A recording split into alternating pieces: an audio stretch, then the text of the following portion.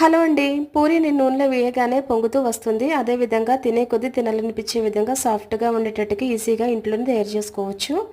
ముందుగా ఒక బౌల్లోకి 1 కప్పు గోధుమ పిండిని కానీ మైదా పిండిని కానీ తీసుకోవాలి. నేను మైదా పిండిని తీసుకుంటున్నాను. అందులోనే 1/2 టీ స్పూన్ ఉప్మా రవ్వను వేసుకుని కొద్దిగా సాల్ట్ని వేసుకుని బాగా కలుపుకొని కొద్దిగా వాటర్ పోసుకుంటూ సెమీ సాఫ్ట్ చపాతీ ముద్దలాగా కలుపుకొని మూత పెట్టుకుని 1 గంట సేపు పిండికి రెస్ట్ ఇవ్వాలి. ఇప్పుడు డీప్ ఫ్రై కోసం ఆయిల్ని సిద్ధం చేసుకోవాలి. 1 అవర్ పాటు పిండిని రెస్ట్ ఇచ్చిన తర్వాత మరొకసారి బాగా కలుపుకొని ఫ్లోర్ని క్లీన్ చేసుకుని కొంచెం మైదా పిండిని స్ప్రెడ్ చేసుకుని ఇలాగే పెద్ద చపాతీ లాగా స్ప్రెడ్ చేసుకొని చేసుకోవాలి.